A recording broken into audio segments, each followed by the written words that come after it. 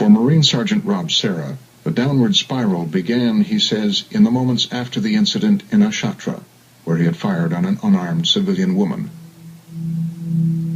Distraught, Rob had confided in his gunnery sergeant. He said, "We'll be okay. This happens. It's going to happen. We get over it. We'll be okay." I believed him when he said that. You know, we're going to make it through. It'll be all right. We're just going to put it all behind us. And then later on, it got worse. The situation went from bad to worse. 3 days later, he was ordered to lead a mission back into Ashatra. He refused the order. I couldn't understand in my own mind why that happened.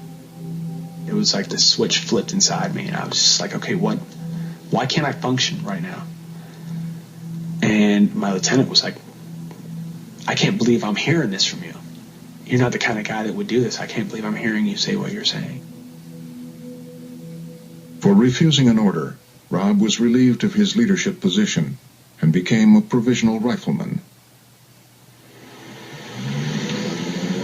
With his tour in Iraq over, he returned to his hometown of Chicago, but being far from combat didn't solve his problems. I was drinking a lot. I was drinking heavily, like every night, getting into fights, like drop of a hat in a bar, which happened a couple of times. One of those times was at a bar in Milwaukee. Guy was talking some trash in the bar, and we walked outside. And when we got outside, he hit me, and then I don't really remember what happened after that. I wake up, kind of came to, and I'm sitting on the ground. I had the guy sitting in front of me. I had him in a chokehold, and the guy was going limp, and I feel somebody hitting the back of my neck, and it's my buddy hitting me, yelling at me to let the guy go. There are two girls grabbing this guy's ankles, trying to pull him away from me, like I was a pit bull or a shark or something. I wasn't letting go.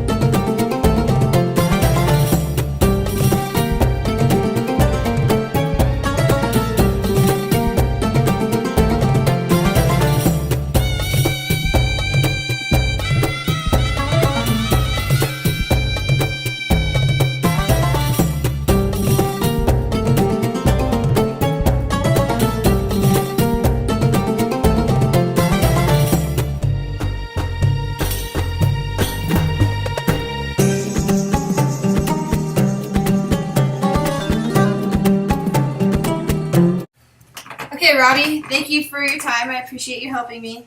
First off, how would you define combat PTSD?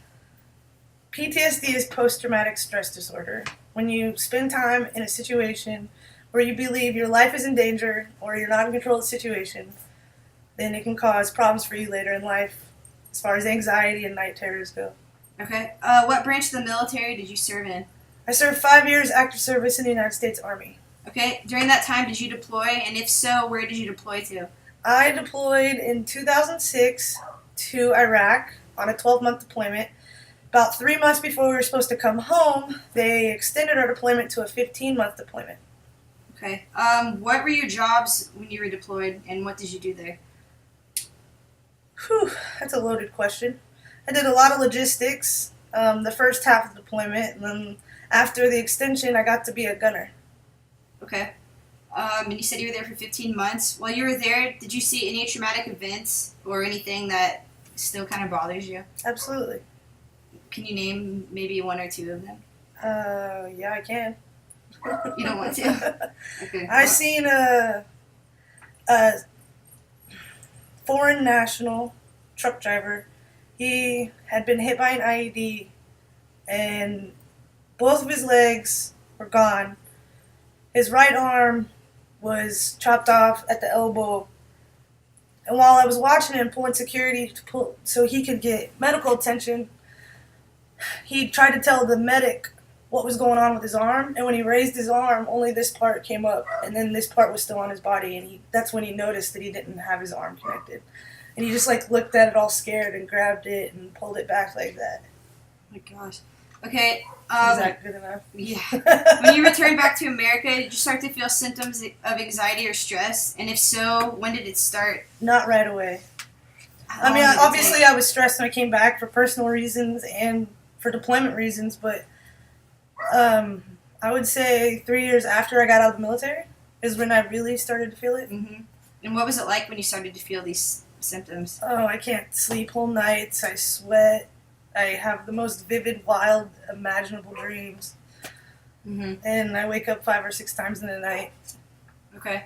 And did you seek mental treatment for your anxiety at any point? And if so, how long did it take you to actually go get this help?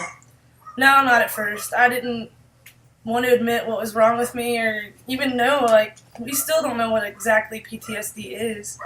So I started going to a therapist because of some personal things that happened in my life. I needed somebody to talk to. And eventually I got diagnosed with PTSD. And it took them 2 years to talk me into taking medicine. Mm-hmm. So initially, how did you cope with the fact that you might have PTSD? I didn't. I think I was just drunk all the time. Yeah. Yeah. So it took you a while to realize what was going on, and finally you got treatment. But do you think your mental treatment is good enough to qualify you for mental compensation through the VA department? Yeah, I do get disability compensation. Okay. I'm 70% rated for PTSD. Okay.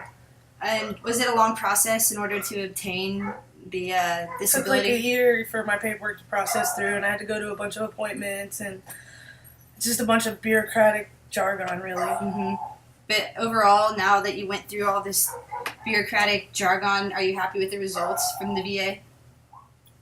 They're doing what they can do. Yeah. I don't know if I'm satisfied because they have me on these medicines, and I still don't feel awesome. Mm-hmm. I still can't read a book like I used to, or I don't know, even get up and go where I'm supposed to go for appointments. I forget about my appointments. I put my keys down and I can't find them 10 minutes later. Same with my phone. Mm-hmm. So it's not like the medicine's really helping that stuff. Yeah. Well, thank you for sharing your personal experience with the military, and I hope this information will be useful for people that are suffering PTSD as well. So thank you.